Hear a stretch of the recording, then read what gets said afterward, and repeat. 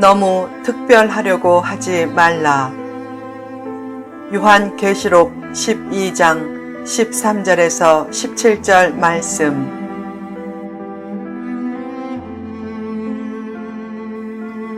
사탄의 공격은 집요하다. 본문은 큰 붉은 용인 사탄의 집요성을 잘 가르쳐준다. 본문 앞 4절에서 용이 여자가 낳은 아이를 삼키려 하자 여자가 광야로 도망가 하나님이 예비하신 곳에서 보호를 받는다. 왜 그렇게 용이 여자가 낳으려는 아이를 삼키려고 했는가? 영계의 전쟁에서 미가엘의 군대에 의해 패배한 용의 군대가 하늘에서 있을 곳을 얻지 못해서 쫓겨나자 더 분노하며 땅에 내려와서도 포기하지 않고 남자를 낳은 여자를 핍박한 것이다. 얼마나 집요한가. 사탄의 집요한 공격을 늘 인식하고 있으므로 속이 뒤집히는 기막힌 상황들을 접해도 쉽게 실망하거나 낙심해서 사탄의 공격에 넘어가지 말고 늘 깨어 경성해서 그 공격에 넘어가지 않겠다고 다짐하며 굳은 믿음으로 마음을 단단히 붙잡으라. 믿음의 행진에는 늘 방해자가 있다. 그 방해자 때문에 믿음의 길이나 선한 비전을 포기하지 말라. 한시도 방심하지 말고 하나님만 바라보며 마음을 잘 지키라. 산중의 적보다 심중의 적을 물리치기가 어렵다. 방심하지 않고 마음만 잘 붙잡으면 어떤 시련도 능히 이겨낼 수 있다. 특히 탐욕을 잘 극복하라. 탐욕이 생기면 사탄이 틈을 타고 들어오면서 모든 관계와 질서가 깨진다. 오늘날 많은 인간관계가 깨지는 이유도 탐욕 때문이다. 어느 날 한 교회에서 목회자의 30년 장기 목회 기념으로 장로들이 큰 순금 메달을 해주었다. 그 메달을 받고 처음에는 황홀했지만 그때부터 도둑이 밤마다 찾아올 것만 같았고 새벽에 기도할 때는 기도가 잘 안 되고 메달만 어른거렸다. 결국 그 순금 메달을 다시 교회에 바쳤다. 그 후 마음이 편안해지면서 새벽 기도할 때 메달도 더 이상 나타나지 않았다. 사탄은 늘 욕심을 파고든다. 마음을 하나님께로 향하며 헛된 욕심을 부리지 말라. 아브라함은 자신의 전부와 같은 이삭을 제물로 삼아 칼로 죽이고 불사르려고 함으로 하나님의 시험을 통과했기에 이삭도 돌려받고 결국 이삭이 축복의 씨가 되어 자신도 믿음의 조상이 될 수 있었다. 예배 시간은 단순히 하나님을 경배하는 시간만은 아니다. 기도 시간도 단순히 자기 필요를 아뢰는 시간만은 아니다.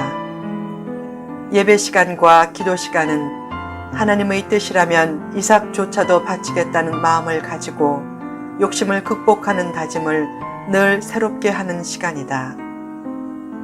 살아가면서 욕심이 계속 찾아오듯이 욕심을 버리는 다짐도 계속되어야 한다.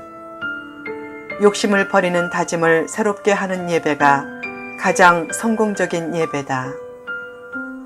사람마다 자신이 가장 귀하게 여기는 이삭과 같은 것이 있다. 어떤 사람은 물질은 드리는데 신실한 마음은 드리지 못하고 형식적으로 신앙생활을 한다. 반대로 어떤 사람은 마음은 드린다고 하는데 돈 문제만 나오면 마음과 가슴이 좁아지고 왜소해지다 못해 쉽게 시험에 든다.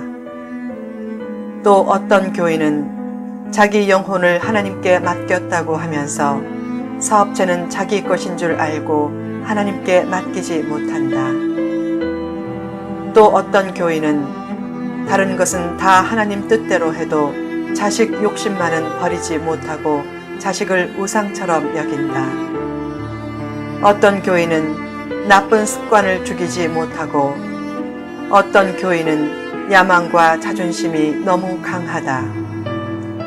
예배 시간과 기도 시간을 자신의 소중한 이삭을 바치려는 마음을 새롭게 하는 시간으로 만들어야 성공적인 예배와 기도를 드린 셈이 된다. 자신의 소중한 이삭을 죽여 바치려고 할 때 결국 그 이삭을 돌려받고 마침내 그 이삭이 축복의 씨앗이 되어 자신도 아브라함처럼 믿음의 선진이 되고 축복의 주인공이 될 것이다.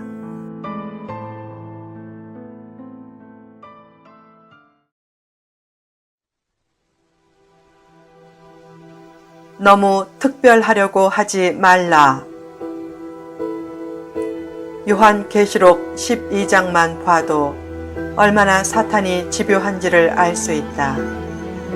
사탄이 집요하다는 말은 사탄이 인내심을 가지고 성도를 미혹하고 공격한다는 말이다. 그런 사탄의 인내심 이상으로 인내해야 사탄으로부터 비롯된 각종 불행과 상처에서 자신을 지킬 수 있다. 하나님의 축복은 대개 인내할 때 주어지는 열매다. 구약 성경을 보면 수수하게 살았어도 가장 축복받은 사람이 있다. 바로 에녹이다. 그가 이 땅에서 받은 구체적인 축복은 성경에 언급되지 않았지만 그는 죽음을 맛보지 않고 하나님과 동행하다가 하늘로 데려가졌다. 어떻게 그런 놀라운 축복을 받았는가? 에녹의 삶을 보면 평범했지만 그런 평범한 삶이 바로 에녹을 성자로 만들었다. 어떻게 보면 평범함이 가장 큰 진리다. 너무 특별하려고 하기에 수많은 문제가 생기는 것이다. 평범한 일을 외면하고 너무 특별한 일만 추구하면 안 된다. 평범한 일을 잘 해낼 때 비범한 일이 주어진다. 평범한 약속도 잘 지킬 때 자리도 지켜지고 인간관계도 지켜지고 인생도 지켜진다. 평범한 일이라고 맡은 일을 등한시하면 속물이 되고 평범한 일이라도 맡은 일을 잘 책임지면 인물이 된다. 비범한 존재가 되려고 불면의 나날을 보내며 최선을 다하되 너무 특별한 존재가 되려고는 하지 말라. 자세히 보면 특별하다는 곳에서 늘 문제가 생긴다.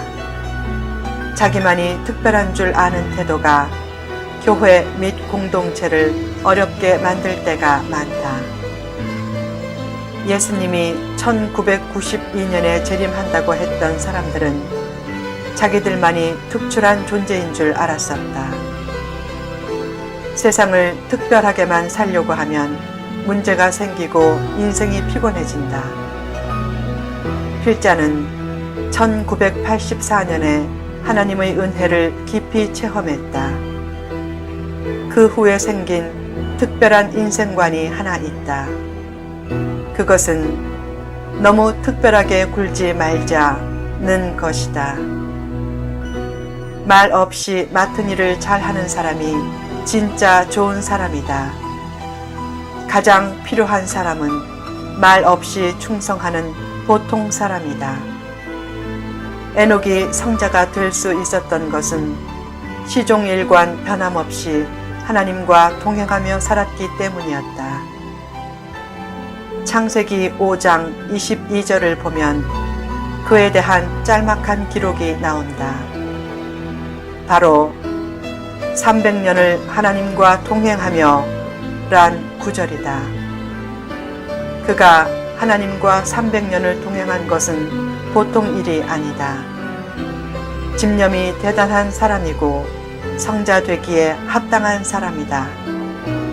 그처럼 평범한 삶 속에서 꾸준히 인내해야 축복의 열매를 얻을 수 있다. 사탄은 한계가 있다.